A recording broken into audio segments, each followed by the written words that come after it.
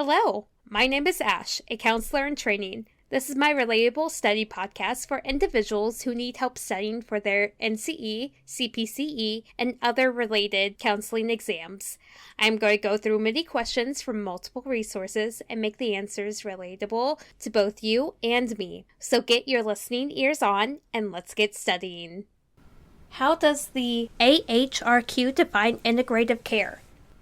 To start off with, the AHRQ stands for the Agency of Health Research and Quality, and they define integrative care as the care of a patient experiences as a result of a team of primary care and behavioral health clinicians that work together with patients and families while utilizing a systematic and cost-effective approach. They use integrative care models of treatment to increase the mental health service delivery and is directed towards providing services to those in underserved populations. To my knowledge, and correct me if I'm wrong, this is similar for when people go to underdeveloped countries and provide health care to those individuals. But in this case, we're providing integrative care for mental health services in those areas. That is the only example I can think of that can help you. And correct me if I'm wrong, or if you have more examples, leave them down in the comments.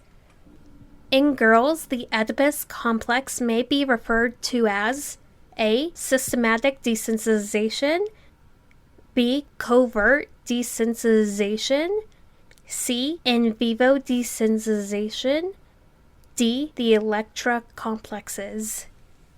The answer is D, the Electra complexes. In girls, the Oedipus complex may be referred to as the Electra complexes. Essentially, this suggests that girls go through an attachment phase where they have to sort out the rivalry with their mothers in early childhood. Freud suggested that helping girls learn to identify with their mothers and internalize their attitudes into their personality helps with this Electra complex. And I have taken this information from Very Well Mind about the electric complexes. Which of the following is a warning sign that a counselor is developing a relationship with a client that is too personal? A. Enjoy meeting with the client. B. Recognizing that the client's values are different from the counselor values. C. Feeling attracted to a client but not wanting to act on the attraction. D. Asking the client about personal matters unrelated to the client's needs. The answer is D, asking the client about personal matters unrelated to the client's needs. As a counselor in training, I do not have enough information to provide a good relatable example. So if you know a good example about this question, leave it down in the comments below.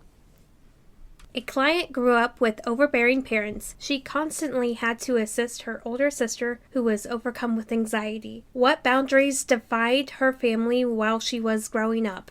A. Disengaged. B. Flexible. C. Diffused. D. Rigid.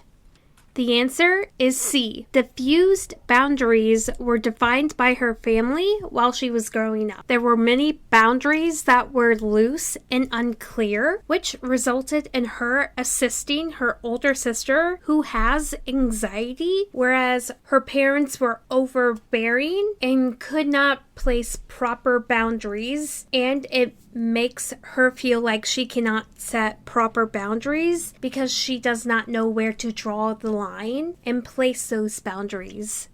The correct order of the Freudian psychosexual stages is A. Oral, anal, phylactic, latency, and genital. B. Oral, anal, genital, phylactic, and latency. C. Oral, phylactic, latency, genital, and anal. D. Phylactic, genital, latency, oral, and anal. The answer is A. Oral, anal, phylactic, latency, and genital. that is the correct order of Freudian psychosexual stages. And an acronym to help you remember these stages, an acronym to help you remember Freudian psychosexual stages is Orphan Annie peels large grapes. Orphan is oral, Annie is anal, peel is phylactic, large is latency, and grapes is genital. Orphan Annie peels large grapes. Oral, anal, phylactic, latency, and genital. That is all 5 questions. Thank you for listening. Keep calm and study on.